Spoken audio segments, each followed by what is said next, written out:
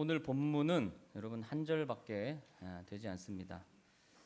다 앞에를 보셔도 될 것 같아요. 너무 짧으니까 뭐 성경 연구하실 필요도 없고 앞에 보시고 오늘 내내 말씀을 좀 듣도록 하겠습니다.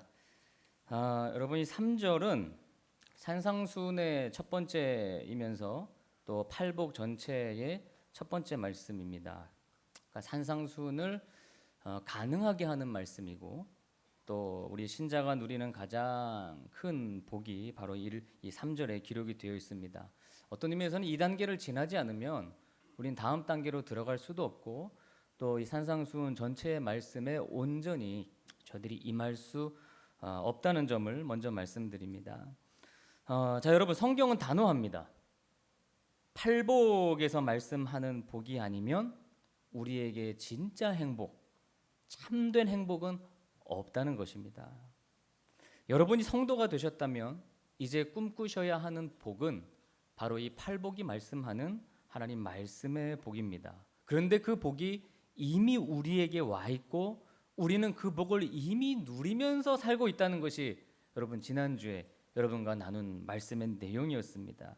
단지 어둠의 장막이 뭔가 이렇게 가리고 있어서 우리가 그것을 보지 못할 뿐이지 조금만 걷어내면 우리가 하나님의 자녀가 되는 순간 이 놀라운 복이 우리에게 임했다고 하는 거예요. 여러분 그런 경험 있으십니까? 저도 몇 번 그런 경험을 했는데 이렇게 차를 타고 가는데 조수석에 앉아 있었어요. 운전하시는 집사님 차를 같이 타고 가는데 오늘 날씨가 흐리다는 예보도 없었는데 날씨가 좀 흐린 거예요. 우중충한 거예요. 그래서 집사님 오늘 날씨 흐린다고 안 했는데 왜 이렇게 흐립니까? 했더니 제 차가 썬팅이 아주 진하게 돼 있어서 그렇습니다 하면서 창문을 딱 열어보니까 아니나 다를까요? 밖은 너무나 밝고 날씨가 아주 맑은 거예요. 빛이 비치고 있는 거예요. 그런 일이 몇 번 있었어요. 제게는 우리 눈에 이 비늘이 있으면 내게 주어진 하나님의 복을 내가 볼 수가 없구나. 근데 그거는 누가 알려주지 않으면 알 수가 없어요. 너 지금 선글라스 끼고 있어. 너 지금 선틴이 너를 가리고 있는 거야. 이걸 누군가 얘기해주지 않으면 몰라요. 하나님의 말씀이 우리에게 그것을 알려줍니다.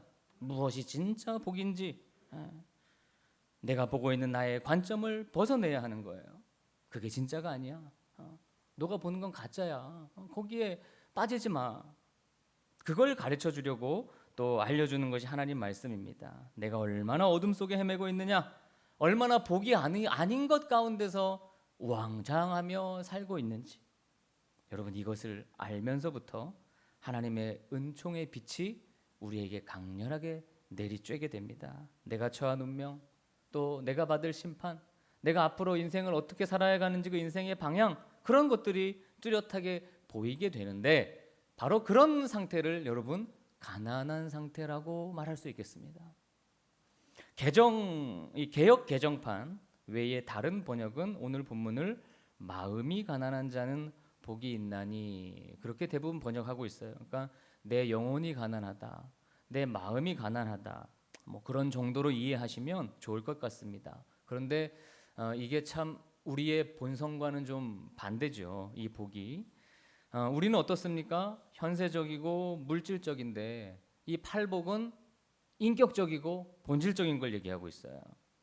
나는 세상 중심이고 사람 중심인데 팔복은 하나님 나라 중심이고 그리고 하나님 중심의 복입니다. 나는 소유, 가지는 것과 어떤 행동의 관점에서 복을 경험하는데 팔복은 나의 존재, 내 성품, 그런 것을 중심으로 해서 복을 얘기합니다. 그러니까 하나님 말씀이 너무 커 보이는 거죠.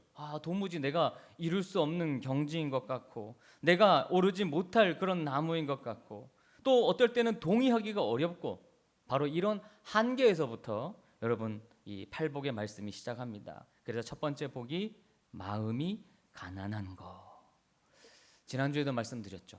성도의 가장 첫 번째 특징은 마음이 가난한 데에 있습니다. 하나님 앞에서 나를 살펴보니 아무것도 소유한 것이 없고 단지 궁핍함만이 있기에 마음이 가난합니다. 가난한 마음은 더 이상 낮출 것조차 없는 자기를 있는 그대로 발견하는 거예요. 그게 가난한 마음이에요. 이사야 57장 15절 말씀. 함께 읽겠습니다. 시작. 지극히 존귀하며 영원히 거하시며.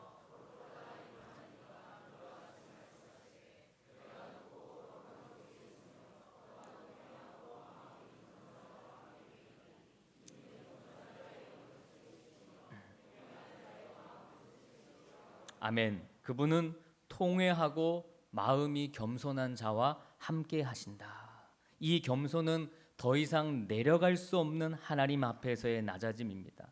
여기 많은 분들이 예배를 드리고 있지만 이 중에는 바리새인들도 있을 것이고 이 중에는 사두개인들도 있을 것이고 이 중에는 정통파 유대인처럼 예배드리는 분도 있을 것이지만 우리 주님은 우리의 그런 겉모습이나 외모와는 아무 상관없이 통회하고 마음이 겸손한 자와 함께 하셔서 그의 마음을 새롭게 소생시켜 주시고 새롭게 한 주를 살아갈 수 있도록 우리의 마음에 은혜를 부어 주신다는 것입니다. 어떤 자에게?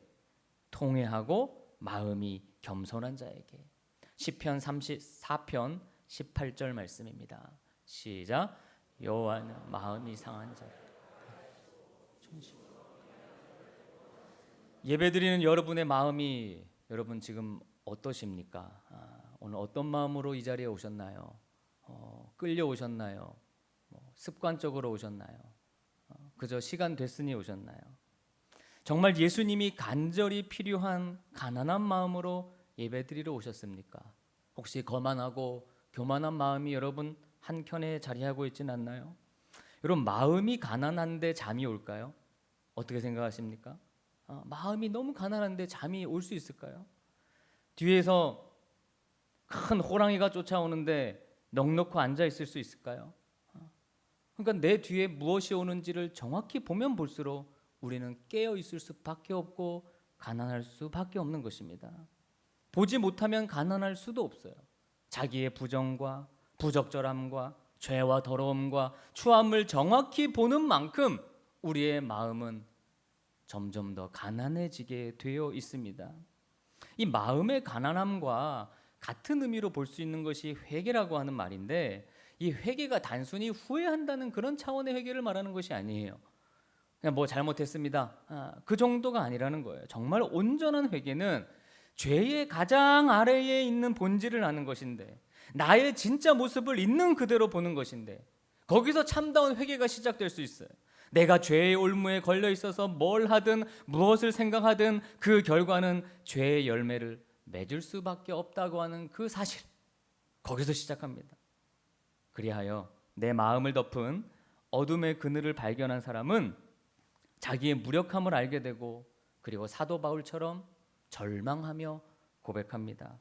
이 사망의 몸에서 누가 나를 건져내랴. 이 사망의 몸에서 과연 누가 나를 건져낼 수 있을까? 이런 사도 바울의 마음으로 또한 누가복음 18장에 예수님의 비유에 나오는 그 세리의 마음으로 그런 마음으로 성경을 읽으면 성경 한 절 한 절이 얼마나 가난한 마음을 가지고 기록된 책인지 얼마나 여기에 나오는 사람들이 가난한 마음으로 살았는지를 알 수 있게 되더라고요. 여러분 시편 51편을 특히 읽을 때 제가 아주 가난한 마음을 가지고 그 시편 51편을 읽으니까요. 다윗이 얼마나 가난한 마음으로 그 시를 썼는지를 알게 되었어요. 얼마나 간절한 마음인지. 평소 그냥 이렇게 읽을 수 있는 말씀이 아니더라고요. 너무너무나 간절함이 거기에 담겨 있어요. 제가 시편 51편을 한번 제 언어로 읽어볼게요.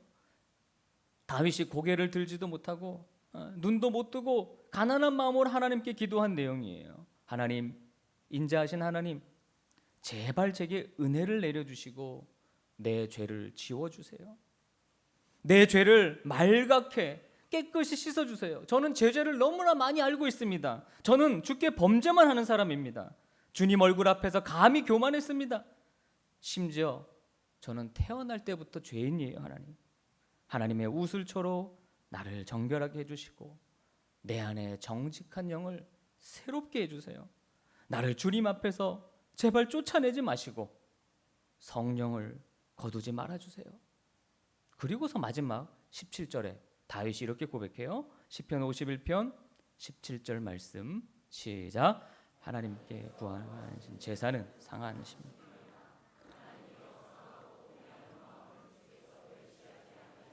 여러분, 예배에 대해서 여기 말씀하고 있어요. 예배는 다름 아닌 상한 심령이라는 거예요.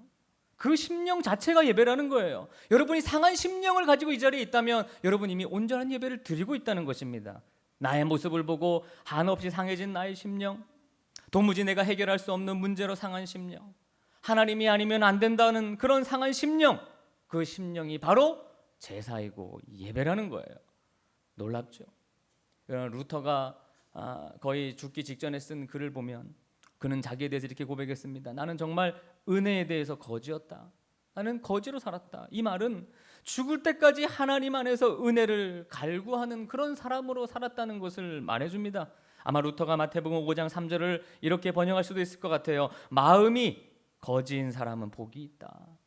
하나님 앞에서 하나님의 은혜를 그렇게 사모하는 사람은 복이 있다.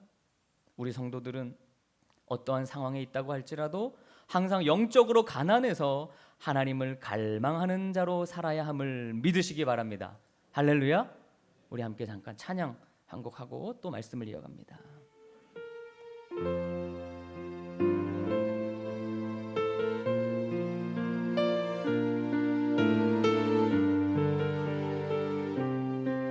마음이 상한 자를 고치시는 주님, 마음이 상한 자를 고치시는 주님, 하늘의 아버지 날 주관하소서. 주의 길로 인도하사 자유케 하소서. 새 일을 행하사 부름케 하소서. 마음이 상한 자를 고치시는 주님, 마음이 상한 자를 고치시는 주님, 하늘의 아버지 날 주관하소서. 주의 길로 인도하사 자유케 하소서. 새 일을 행하사 부흥케 하소서. 의의 줄이고 목이 마르니 성령의 기름 부으소서. 의의 줄이고 목이 마르니 내 잔을 채워 주소서. 성령으로 채우사 주보게 하소서. 성령으로 채우사 주보게 하소서. 주의 임재 속에 은혜하게 하소서. 주 뜻대로 살아가리 세상 끝날까지. 나를 빚으시고 새날 열어주소서. 의의 줄이고 목이 마르니 성령의 기름 부으소서. 의의 줄이고 목이 마르니 내 잔을 채워 주소서. 성경을 좀 아시는 분들, 또 질문이 많은 분들 반드시 질문하는 부분이 있어요. 오늘 말씀이 누가복음 6장 20절에는 조금 다르게 나오고 있습니다. 그래서 뭐가 정확한 표현이고 맞는 표현입니까? 라고 질문해요. 여러분 누가복음 6장 20절을 한번 같이 읽어보겠습니다. 시작. 예수께서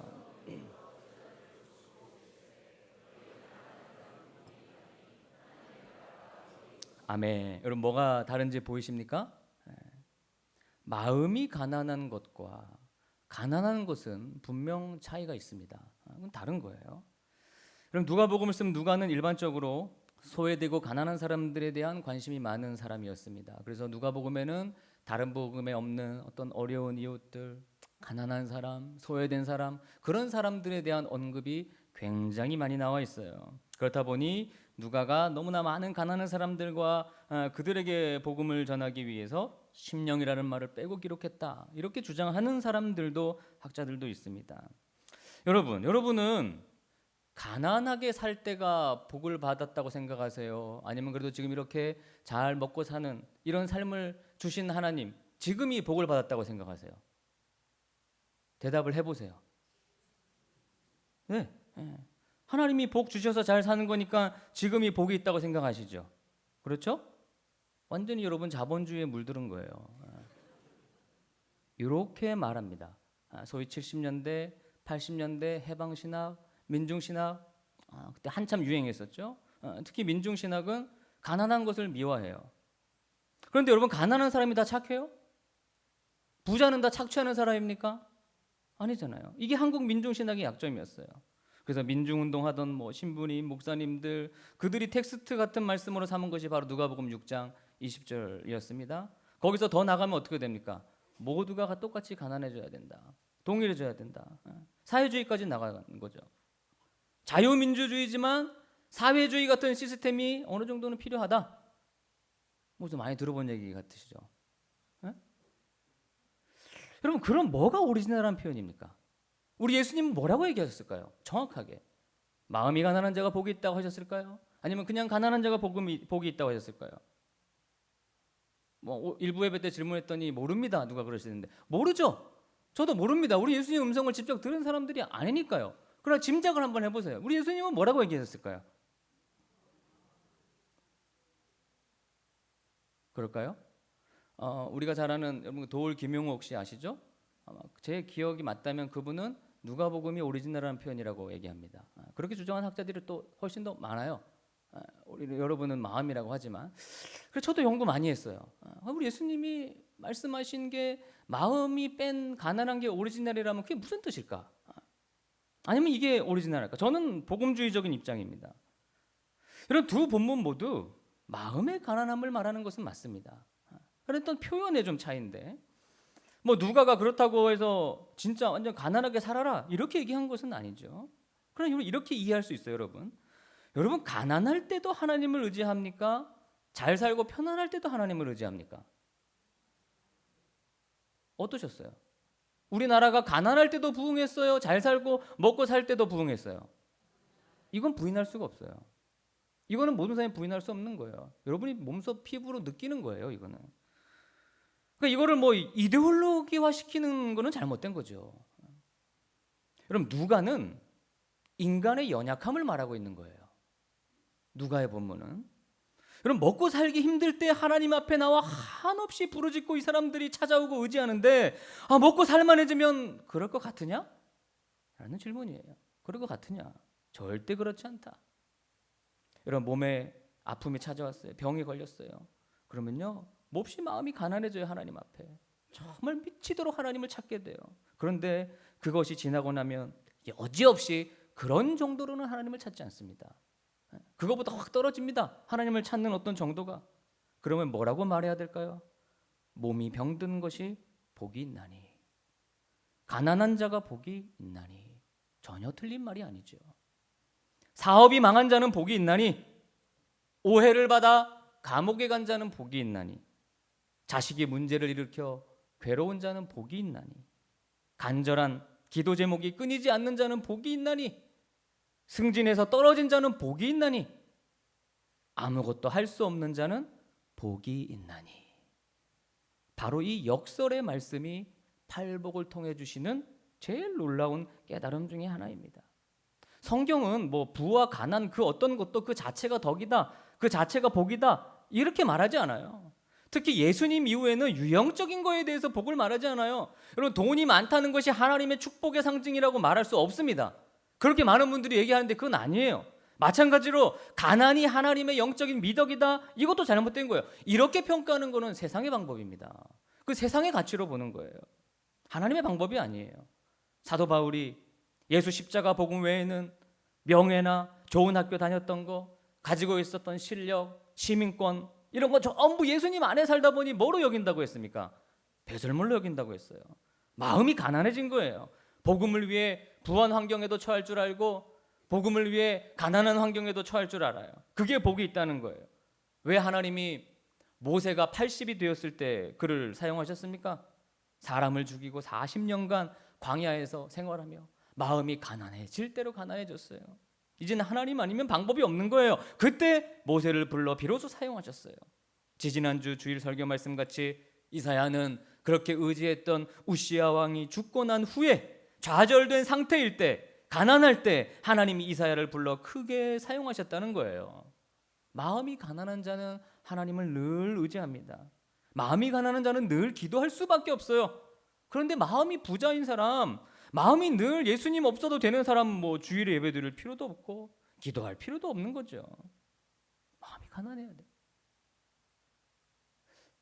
일부 예배 때도 그런 말씀을 얘기를 나누는데, 여러분 이렇게 참 다들 결혼하신 지 오래됐지만 처음에 이렇게 요즘 결혼 많이 하죠? 여러분 결혼하고 처음에 행복하잖아요. 얼마나 좋아요. 그럼 결혼하면 천국이 몇 년 정도 지속돼요? 아니 몇 개월 정도? 결혼하고 그 기쁜 천국과 같은 삶이 한 얼마나 정도 되죠? 원 위크, 한 주. 뭐 어떤 분들은 그냥 결혼하고 당일날 하시는 분도 있지만, 그럼 결론은 서로 마음이 가난할 때 부부도 천국이 온다는 거예요. 가난해 보세요. 부부가 얼마나 하나 되는지 몰라요. 다 내려놓으라는 거고요. 마음을 낮추고 살라는 거예요. 우리 인생에서 하나님과의 관계가 항상 밀접한 것이 마음이 가난한 거예요. 그러면 그렇게 마음이 가난한 자에게 주는 복이 뭐냐? 천국이 그들의 것이 된다. 이 천국은 지난주 말씀했죠. 뭐라 그랬죠? 원래 맞는 표현이 하나님 나라. 여러분 이거 잊으시면 안 돼요. 이게 성경의 1번 주제라니까요. 하나님 나라예요. 그럼 하나님 나라는 장소가 아니라 하나님이 뭐 하시는 곳이라고 했죠? 다스리시는 곳. 그것이 하나님 나라라고 그랬어요. 그러니까 내 마음이 가난해지면 하나님 나라를 유업으로 받는 거예요. 하나님 나라가 내게 오는 거예요. 그 말은 하나님이 다스려주는 복을 받는다는 것입니다. 아멘? 여러분 우리 성도가 받는 복 중에 최고의 복이 뭘까요? 하나님이 나를 다스려주는 거죠. 내 인생을 다스려주는 거죠. 뭐 세상적인 거 받는 게 아니에요. 하나님이 나를 다스려주는 거예요. 이거보다 더 큰 복은 없습니다. 하나님 나라 안에 살아가는 것이 최고의 복이에요. 세상은 사람들에게 할 수 있다, 하면 된다, 그런 말을 하면서 자기 중심, 그런 것 되는 것이 성공이고 행복이라고 하죠. 하지만 하나님의 말씀은 하나님 이거 좀 쓸만한 거 아닐까요? 저 좀 잘한 거 아닐까요? 이렇게 말할 것이 하나도 없는 가난한 자가 복이 있다고 말씀하십니다. 이게 뭐 여러분 무슨 바보 같은 거 말하는 게 아니에요. 뭐 멍청한 거, 어리숙한 거, 그런 거를 말하는 게 아니라 하나님을 만나고 하나님 안에서 가질 수 있는 겸손에 대해 말하는 겁니다. 하나님 앞에서 드러낼 것 없는 자신에 대한 바른 인식인 거죠. 출애굽기 4장에 모세가 하나님 모세를 이렇게 찾으실 때 자기에 대해 뭐라고 말했습니까? 오 주님, 나는 본래 말을 잘하지 못하는 혀가 둔한 사람입니다. 보낼 만한 자를 보내십시오. 저는 자격이 없습니다. 이사야는 뭐라고 했어요? 주님, 나는 입술이 부정한 사람입니다. 저는 화가 임할 사람이고 저는 망할 놈입니다. 여러분 성경에 나오는 사람들은 다 그렇게 말하고 고백하고 주님 앞에 오는 사람들로 가득 차 있습니다. 우리 새벽기도 때 사사기를 보는데 이제 기드온을 읽을 차례인데요. 여러분 기드온 하나님의 부르심을 받았을 때 주님, 내가 무엇으로 이스라엘을 구원하겠습니까? 나의 집은 므낫세 중에 지극히 약하고 나는 내 아버지 집에서 가장 작은 자입니다. 수제자 베드로가 예수님을 만났을 때 예수님, 저는 죄인입니다. 저를 떠나세요. 저를 떠나세요. 저는 예수님 앞에 있을 자격이 없어요. 이렇게 표현했어요.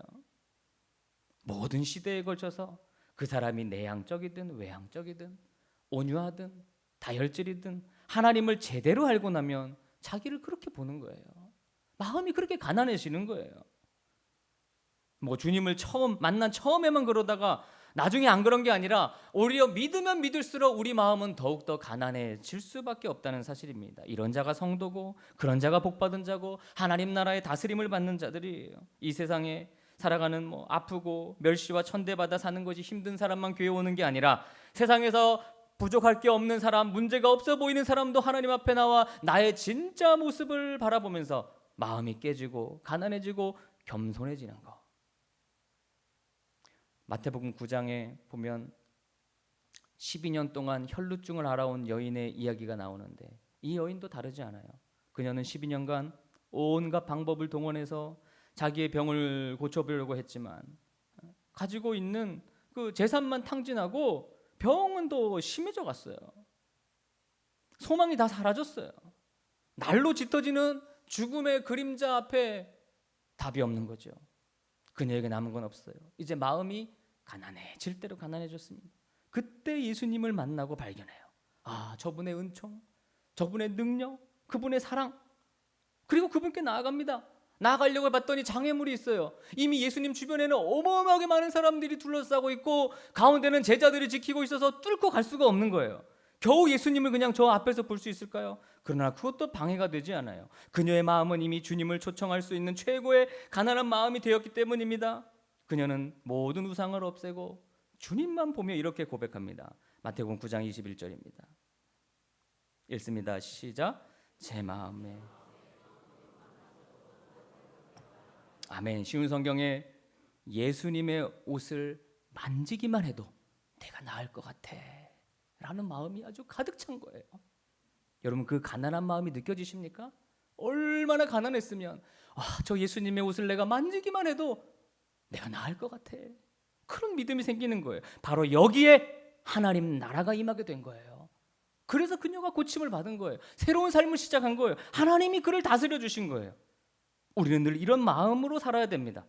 세월이 갈수록 더욱 자기 죄와 약함을 알고 더욱 깨닫고 내 마음이 더욱 가난해져서 우리 예수님을 바라보는 눈빛이 다르고 예배하는 자세가 다르고 기도하는 마음이 다르고 하루하루 시간이 가면 갈수록 그것이 더해지는 하나님의 다스림 가운데 있는 저와 여러분 모두가 다 되시기를 우리 주님의 이름으로 간절히 축원합니다. 앞으로 읽어갈 산상수훈의 말씀이 우리가 살아낼 수 있는 가능한 말씀이 되기 위해서는 심령이 가난해져야 됩니다. 그래야 이거 승리할 수 있는 거예요. 우리 찬양으로 마무리하겠습니다.